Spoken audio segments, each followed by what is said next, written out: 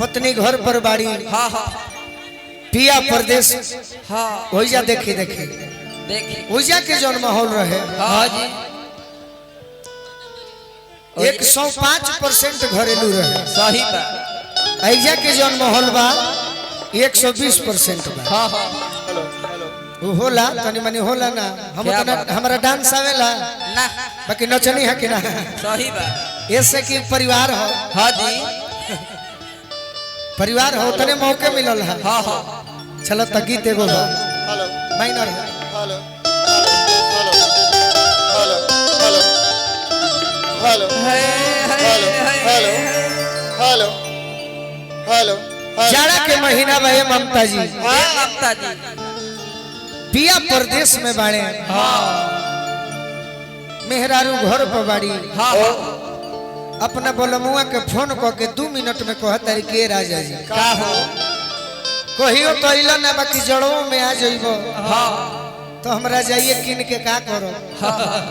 तू रही तो रजाई के जरूरत ना पड़े। सही का कोई जाला हम नहीं खी जाना।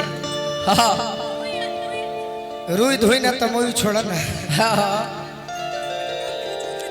गार्जियन है कहनी है यहाँ के आशीर्वाद भी हमरा के देनी है। मुबारकपुर अजीत राय जी और श्री वाल्मीकि चौधरी जी हमारे के आशीर्वाद देनी है। हम स्वागत करब। हाँ हाँ जल्दी कहतरी की बड़ा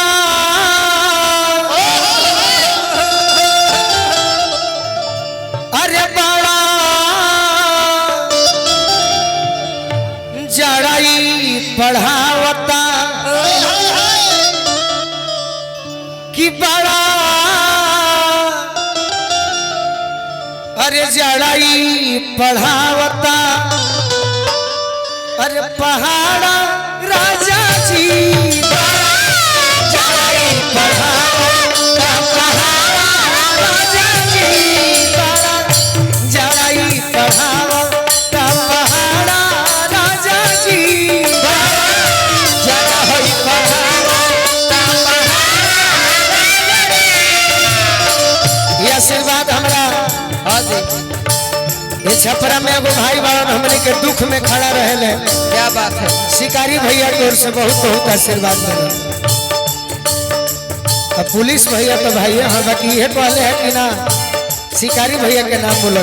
हाँ हाँ कि बड़ा जड़ाई पढ़ावा पहाड़ा राजा जी बड़ा जड़ाई पढ़ावा पहाड़ा राजा जी बड़ा जड़ाई पढ़ावा पहाड़ा राजा जी बड़ा जड़ाई पढ़ावा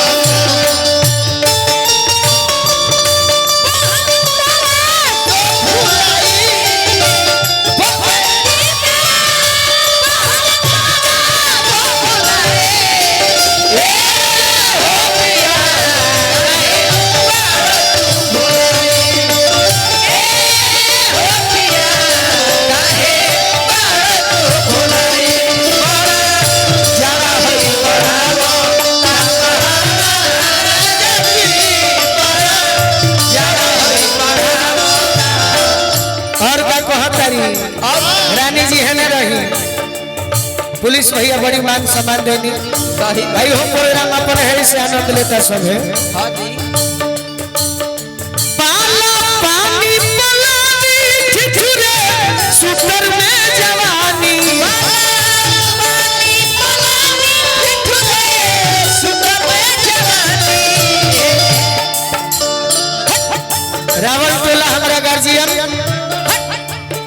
हमरा नरेंद्र चाचा के मामा जी जितेंद्र भैया के परिवार अवधेश चाचा की ओर से बहुत बहुत आशीर्वाद मिलल। बार बार प्रणाम। संकट मोचन सनी जी पाला पानी पलानी ठिठुरे सुतर में जवानी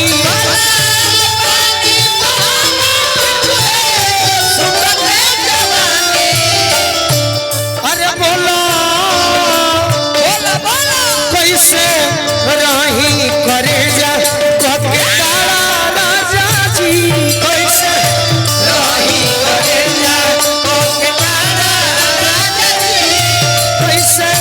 रही करे जा के काड़ा राजा जी कैसे रही करेला के तारा राजा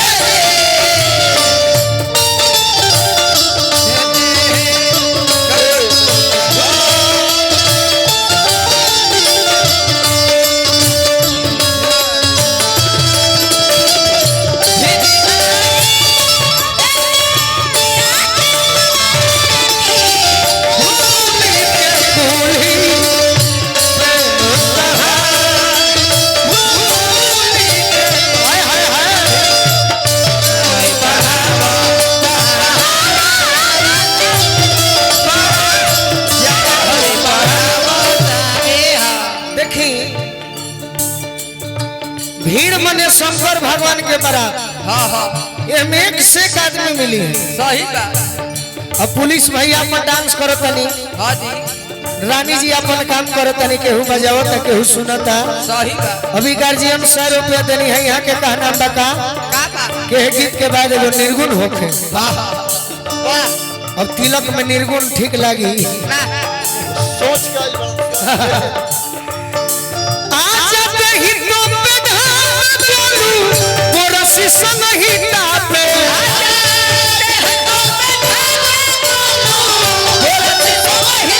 आजा दही तो पे धाम बोलू अरे बोरसी संगी तापे शिकारी जी का हो शिकारी जी शिकारी जी आवना दुआरिए पानी